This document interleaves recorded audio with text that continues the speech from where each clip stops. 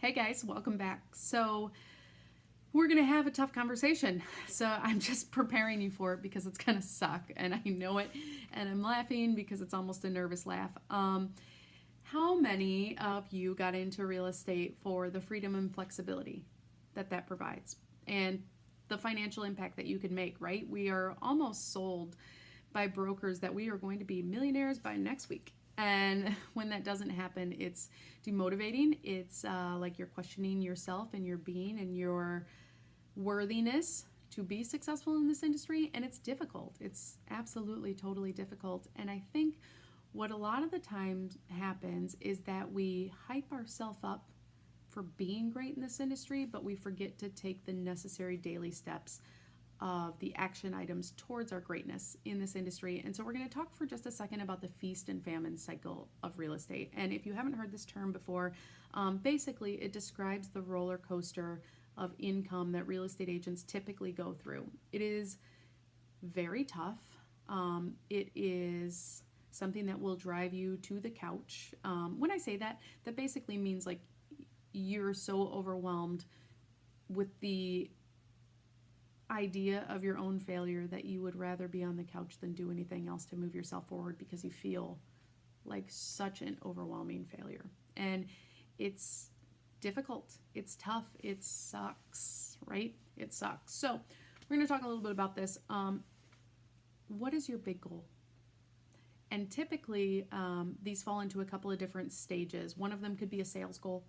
One of them could be a time management goal, personal development, and professional development. And so, again, we're going to spend a little bit of time in this section just because I think it's necessary. So, when you're setting your goal, you have a goal. You have a goal. Otherwise, you wouldn't have got into real estate because real estate is very much goal oriented, right? Financial freedom, flexibility that real estate offers, the ability to take control of your day and be your own boss. Those kinds of things are why people jump into real estate with such enthusiasm, and I love it. But then it kind of goes by the wayside. Again, they hang out in this mediocre stage. They've decided this is what I am worth, and so this is the level that I will work towards in my activity. You have to break through that barrier. But in order to know what barriers to break through, you first have to work backwards from your goal. So what is your big goal? And make sure you're using SMART, the acronym SMART goals, to set your goal. You can't say, I want to lose some weight. Good for you. Like everybody can say that, but what does that actually mean? And it's relative to the person that says it, right? And so a SMART goal is specific, it's measurable, it's attainable or actionable, realistic, and it's time-based. All of those things are necessary components of goal setting. So if we're going to set a goal of losing 50 pounds in 5 months, what does that look like? Well, we can, because math, we can very quickly say 5 months, 50 pounds, that's 10 pounds a month.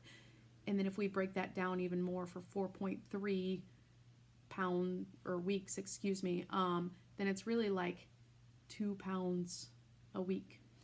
Can you do 2 pounds a week? And even less than that, can you do 0.3 pounds a day? Well, when you break it down into that monthly, weekly, daily amount, and then you build up action items around that. Well, I can take the dog for a walk 2 times a day, and I can cut back on my sugar intake for that day.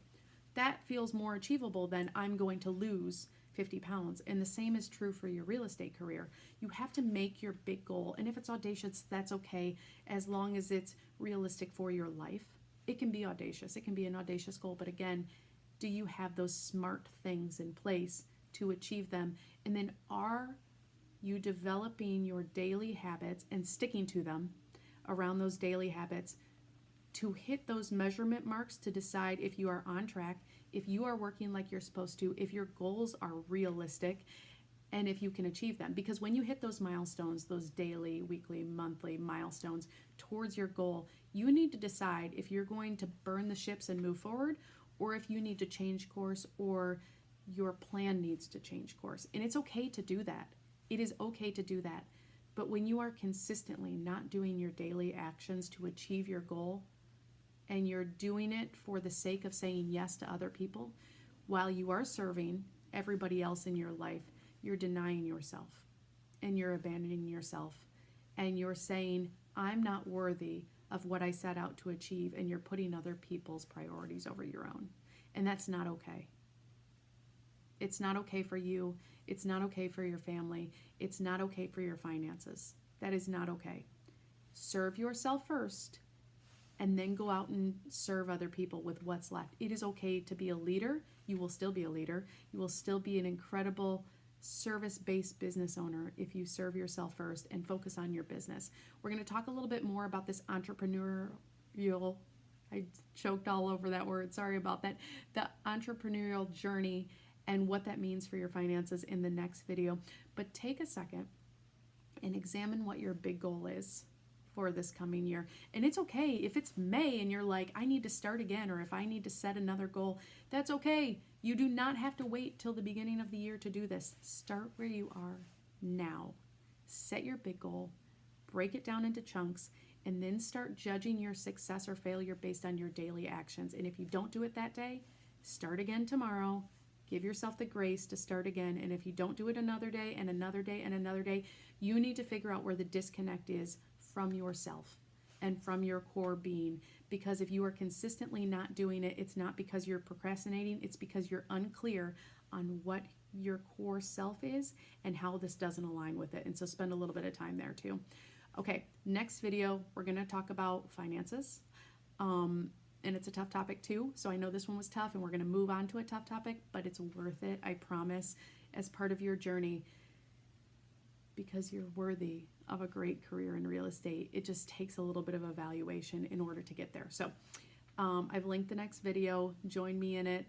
Post comments below if you have them. If you have questions, please ask them below, and I will answer them to the benefit of our entire community. All right, I'll talk to you guys soon.